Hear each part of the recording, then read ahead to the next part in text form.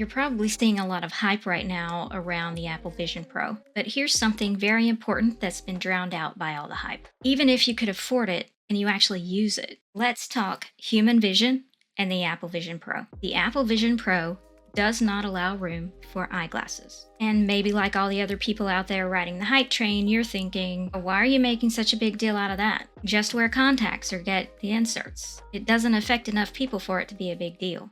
No.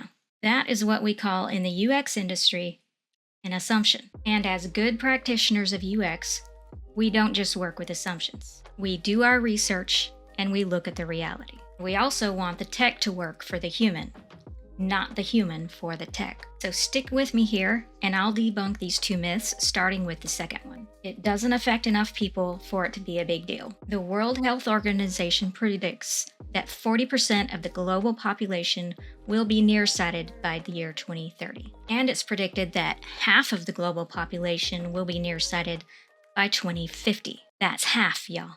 That means that by 2050, over 4 billion people will wake up every morning to the view of an incredibly blurred world. And the only way they'll be able to see anything clearly will be through a simple pair of eyeglasses. Now let's rewind back to current day 2024. A lot of you don't have to imagine this at all because you live with it every day. I live with it every day. Here in the United States alone, we're already at 42% of the population having nearsightedness. And globally, we're a little over 30% of the population, and that's a whole lot of people who need vision correction. Without going into a lot of detail on why, the very simple reason that we're trending towards global nearsightedness is that, first, we spend a whole lot of time staring at screens close to our eyes. This is called near work, and with XR screens, it's getting even closer. Second, we're spending less time outside looking at nature, which vision research shows can reduce the risk of nearsightedness. Unless, of course, you have a genetic predisposition to vision issues, like I do. And that's just talking about nearsightedness. That's the most common vision issue, and it's getting more and more common every year. There are tons of other vision issues out there that need corrective lenses. And contacts and the custom inserts available for the Apple Vision Pro and all the other headsets out there that don't leave room for eyeglasses don't solve all of those problems. Which leads us to myth number 1. Just wear contacts or get inserts. Yes, you can wear contacts, and that's great if you can wear contacts, as long as they're single vision soft contacts. And that's because, as Apple explains, hard contacts, cosmetic contacts, monovision, and multivision contacts may interfere with their eye tracking feature, which is their main method of interaction. This is also one of the main reasons that they purposely design their headset so that your glasses don't fit. But there's also the issue of dry eyes. When we stare at screens, we blink less. This is even worse with XR headsets since they're in such close proximity to your eyes. Contacts rely on blinking to stay moist, and when contacts dry out, they hurt, they can fall out of your eye, and they can be ruined. And even still, a lot of people, including myself, can't wear contacts at all for various reasons that we don't have time to get into. So then the next option would be the custom inserts. Apple has teamed up with Zeiss to provide custom optical inserts for your prescription as well as basic readers. I can't find where it says outright their strength range, so I did my own experiments with their prescription checker, and I found that they support ranges -10 to +6. They claim to support people who wear progressive and bifocals, and that's great news if they do. If you wear bifocals or progressives and have the prescription inserts for the Apple Vision Pro, let me know in the comments how they're working out for you. All of this is a big improvement over the other headsets out there that require inserts, but it's still leaving a whole lot of people out. Add on to that the cost. Let's do some math. The lowest base model of the Apple Vision Pro starts at $34.99 US dollars. Add on to that Apple Care, and that's another $499 US dollars. So we're already looking at almost $4,000 plus tax. Then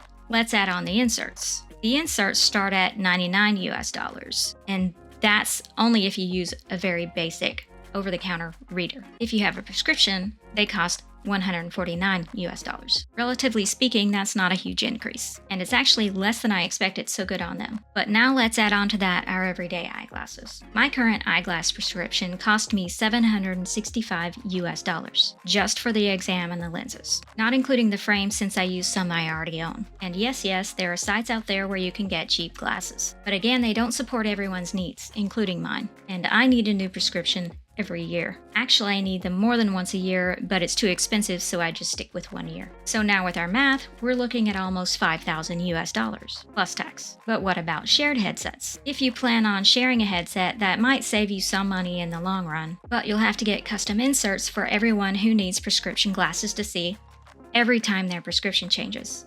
And that can get very expensive very quickly. And that's not even including accessories such as a case to keep it safe when you're not using it. So unless you have a lot of disposable income or a big tech spending budget, lens inserts are not financially scalable or practical right now. And if you're in a company and you're in the US, 30 to 40% of your employees may not be able to use the headset at all without inserts. And even still, there will be some percentage of your employees who won't be able to use the headset even with inserts. Here's a little known fact. The Apple Vision Pro inserts cannot be made with prism values. Prism values are used for people with eye alignment issues. And it's also a little known fact that eye alignment issues such as strabismus or lazy eye, or those who are blind in one eye, or those with any type of uncontrolled eye movements, interferes with eye tracking. And also another little known fact that I discovered while I was researching headsets with actual humans, many people with eye alignment issues can only see partial content and not in 3D, because XR requires both screens and both eyes. Not all, but many. Medical research has shown that lazy eye can be corrected